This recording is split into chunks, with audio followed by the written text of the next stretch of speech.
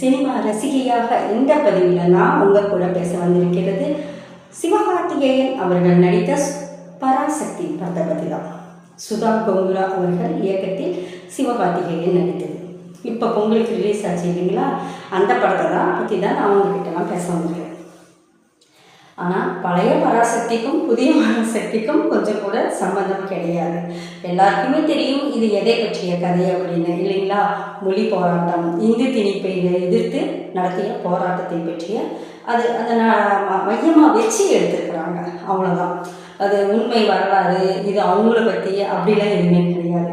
அந்த காலகட்டத்தில் எப்படி இருந்துருச்சு அப்படிங்கிறத ஒரு நாட் அதை வச்சு அவங்க அதை எடுத்துருக்கிறாங்க, அவ்வளோதான். நம்ம அந்த படத்தை பற்றி எடுத்துக்கலாம். அவங்களே டிஸ்க்ளைமர் ஆரம்பத்தில் போட்டுடுறாங்க, இது எதுவுமே சம்மந்தம் கிடையாது, உருவம் யாரை பற்றி நீங்கள் எதுவும் நினச்சிக்க முடியாது, அவங்க டிஸ்க்ளைமர் போட்டுடுறாங்க. அடுத்ததான் நம்ம இதில் இந்த படத்தை பற்றி என்ன சொல்லலாம் அப்படின்னா, இந்த படத்தில் நடிப்பை பற்றி பாராட்டணும் அப்படின்னா ஜெயம் ரவி தான்.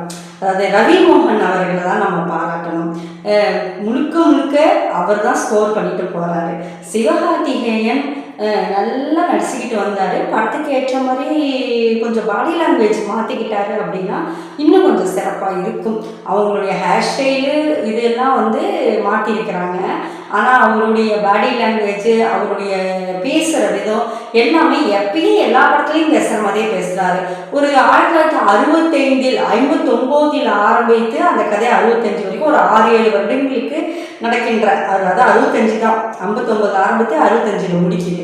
அப்போ கரெக்டாக 6 வருடங்களுக்கு இந்த படம் நடக்கிற மாதிரியாக அந்த காலகட்டத்தில் நடக்கின்ற ஒரு கதையாக தான் எடுத்துகிட்டு வராங்க. அப்போ அந்த கால மக்கள் எப்படி பேசுவாங்க அப்படிங்கிறத ஒரு கருத்தில் வச்சு கொஞ்சம் இந்த படத்துக்காக சிரத்தை எடுத்து அந்த பாடி லாங்குவேஜை மாற்றியிருந்தாரு அப்படின்னா இவருக்கும் ஒரு சம அளவு வாய்ப்பு கிடைச்சிருக்கலாம். இப்போ கதையின் நாயகன் பார்த்தா சிவகார்த்திகேயன் அவர்கள், ஆனால் ஸ்கோர் பண்ணுறது நாயகனா யாருன்னு பார்த்தீங்கன்னா ரவி மோகன் அவர்கள் தான். அடுத்ததாக இந்த படத்தில் பாராட்டணும் அப்படின்னு நம்ம எடுத்துக்கிட்டோம். ஏன்னா முதல்ல பாராட்டுகளை பார்த்துடலாம். பாராட்டணும் அப்படின்னா எதை பாராட்டலாம் அப்படின்னா, இந்த படத்தின் கதை இந்த இந்தி திணிப்பை எதிர்த்து நடத்திய ஒரு மொழிப்போர்னு சொல்லப்படுகின்ற இந்த இதை பற்றிய மையமாக வைத்து எழுத்ததுக்காக அந்த சுதா கோங்குரா அவர்களை நாம் பாராட்டலாம். ஏன் அப்படின்னு பார்த்தீங்கன்னா, எப்படி மணிரத்னம் அவர்கள் எடுத்த பொன்னியின் செல்வன் கதை அவருடைய இஷ்டத்துக்கு எழுதி கொண்டாலும் அதுக்கு பிறகு அந்த படத்தை பார்ப்பதற்கு முன்னரோ பின்னரோ இன்றைய தலைமுறை மக்கள் பிள்ளைகள் அந்த வாசிப்புனா என்னன்னே தெரியாதவங்க கூட ஆடியோ நாவலாகவாவது போய் பொன்னியின் செல்வனை கல்கி அவர்கள் எழுதிய பொன்னியின் செல்வனை தேடி தேடி வாசிச்சாங்க பார்த்தீங்களா.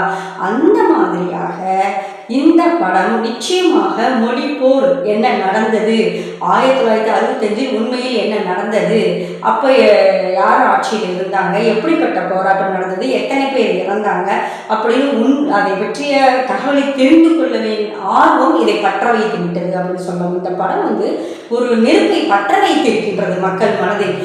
உண்மையான வரலாற்றை அவங்க போய் தேடி கண்டுபிடிப்பதற்கு ஒரு தீப்பொறியாக நெருப்பை பற்ற வைத்திருக்கின்றது அப்படின்னு நான் சொல்வேன்.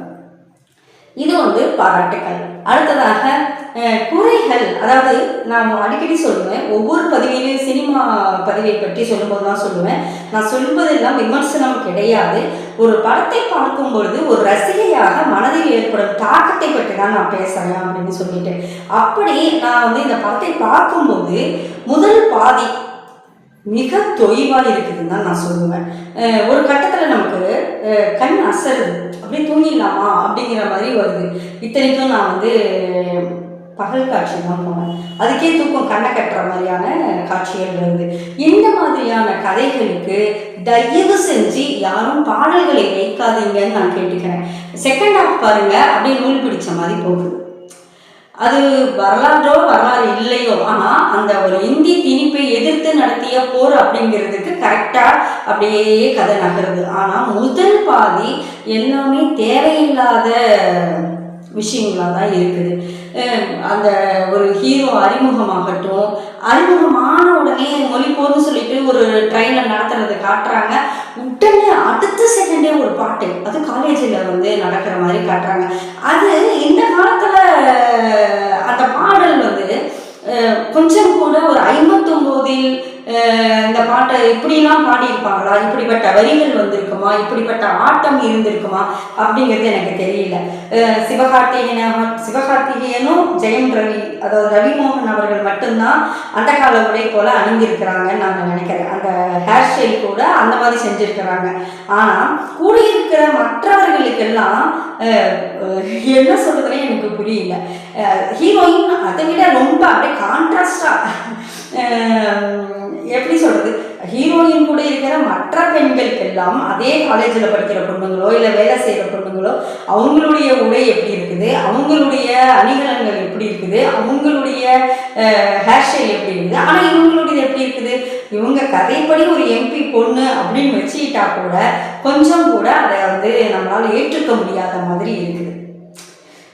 வர பாடல்கள் எல்லாமே இவங்க ஒரு இந்தி திணிப்பை எதிர்த்து நடத்திய போராட்டம் போல இந்த பாடல்கள் வலுக்கட்டாயமாக திணித்தது போலவே இருக்குது. தனியாக கேட்டால் அந்த பாடலை ரசிக்க முடியுமோ, ஆடலை ரசிக்க முடியுமோ, என்னை போன்றவர்களுக்கெல்லாம், என்னை போன்ற சினிமா ரசிகர்களுக்கெல்லாம் ஒரு பாடலை கூட ரசிக்கிறதுக்கு முடியலை. பாடல் வந்தாவே ஏன் பாடலை போட்டாங்கன்னு உடனே ஒரு எரிச்சல் வருது. படம் முதல் பாதி வரைக்கும் ஏன் இந்த படத்துக்கு வந்தோம் அப்படின்னு நினைக்கிற மாதிரி தான் படம் போகுது. இரண்டாவது பாதியில தான் இந்த இயக்குனர் மக்கள் மனதில் இந்த நெருப்பை பற்ற வைக்கிறாருன்னு சொல்லலாம். ஏன் விளக்கு ஏற்றுறாருன்னு சொல்லலாமே, நீங்கள் சொல்லலாம். ஏன் நெருப்பை பற்ற வைக்கிறாருன்னு சொல்கிறீங்க? அழகாக ஒரு தீபம் ஏற்றி வைக்கிறாங்க, அந்த வெளிச்சம் எல்லாருக்கும் பரவுது அப்படின்னு நீங்கள் சொல்லலாமே அப்படின்னு நீங்கள் கேட்கலாம். நான் ஏன் அதை அப்படி சொல்கிறேன்னா, தீபம் ஏற்றி வைத்தால் அங்கே இருக்கின்றது எல்லாமே வெளிப்படையாக நல்லா தெரியும் இல்லையா? தீபம் வந்து வெளிச்சம் ஏற்றி வச்சோம்னா அங்கே இருக்கிறது எல்லாமே தெரியும். அவர் தீபம் ஏற்றி வைக்கலை. ஏன்னா அவங்க சொல்லிடுறாங்க, நாங்கள் செஞ்சது பூரா கற்பனை தான், யாரையுமே மீது தொடர்பு படுத்த முடியாது அப்படின்னு சொல்லிட்டு. அதனால் அவர்கள் தீபம் ஏற்றி வைக்கலை, எதையும் அவங்க சொல்லலை. அந்த வருடத்தை மட்டும்தான் குறிப்பிடுறாங்க. இந்தி திணிப்பு போராட்டத்தை அந்த மொழி போர்னு சொல்லப்பட்டதை பற்றி சொல்கிறாங்க. அப்போ அந்த ஒரு விஷயம்தான். அப்போ அது ஒரு சிறு நெருப்பு, ஒரு தீப்பொறி அவங்க ஏற்படுத்தி இருக்கிறாங்க. என்னை சுற்றி உட்காந்து இருக்கிறவங்க பேசுகிறதெல்லாம் எப்படி இருந்துச்சு அப்படின்னா, உடனே கூகுளில் சர்ச் பண்ணி பார்க்குறாங்க. அந்த வருடம் யார் முதலமைச்சராக இருந்தாங்க, யார் பிரதமராக இருந்தாங்க, எப்போ இது நடந்தது. ஏன்னா அவங்க வருடங்கள் மட்டும்தான் போடுறாங்க, பெயர்கள் போடலை. அவங்க சில விஷயங்கள், சிலருடைய 1-2 பேருடைய பெயர்களை மட்டும் சொல்கிறாங்க, நிறைய பேருடைய பெயர்களை சொல்லலை. அதனால் உடனே கூகுள் சர்ச் பண்ணி பார்க்குறாங்க எல்லாருமே இன்றைய மக்கள். அது என்ன அப்படின்னு ஒருத்தர் பேசிக்கிறாங்க, இது நடந்துச்சா நடக்கலையா அப்படின்னு சொல்லிட்டு. அதனால் இது ஒரு தீப்பொறியை ஏற்படுத்தி இருக்கின்றது அப்படிங்கிற அளவில் தான் இதுக்கு வந்து நம்ம ஒரு சினிமா ரசிகையாக நான் சொல்லுவேன். இது வந்து பார்க்கலாம். நீங்கள் வந்து திரைப்படத்துக்கு போய் பார்க்கணும், திரையரங்கத்தில் தான் போய் பார்க்கணுங்கிறது இல்லை, பொறுமையாக ஓடிடியில் வந்ததுக்கப்புறம் கூட பார்க்கலாம். ஏன்னா இது திரையரங்கில் தான் போய் பார்க்கணும் அப்படிங்கிற மாதிரி ஒரு பிரம்மாண்டமான ஒரு படப்பிடிப்பு அப்படிங்கிறதும் கிடையாது. அப்படியே ஒரு உண்மை கதையை அப்படியே எடுத்திருக்கிறாங்க, அது உடனே போய் அவங்களுக்கு ஆதரவு தரணும் அப்படிங்கிறதும் கிடையாது. சுதா கொங்கரா அவர்களை இந்த ஒரு விடயத்துக்காக, ஏன்னா கற்பனையாக இப்படி நடக்கும் அப்படி நடக்குங்கிற சயின்ஸ் ஃபிக்ஷனெல்லாம் நம்ம பாராட்டுறோம், சாதாரணமாக நடக்கிற விஷயங்களை நடக்கிறத இருக்கிறத பாராட்டுறோம். இப்படி ஒரு பழைய வரலாற்றை தேடி மக்களை புறப்பட வைக்கிறாங்க பார்த்தீங்களா, தேட வைக்கிறாங்க பார்த்தீங்களா, அதற்காக சுதா கொங்கரா அவர்களுக்கு நுவலி விளையாடின் சார்பில் ஒரு பூங்கொத்து. நீங்களும் பாருங்க, பார்த்தவங்க உங்களுடைய கருத்துக்களை பதிவு செய்யுங்க. மீண்டும் நல்லதொரு படத்துடன் உங்களை வந்து சந்திக்கும் வரை உங்களிடமிருந்து விடைபெறுவது உங்கள் சினிமா ரசிகை சாய் சுதா. பாய்.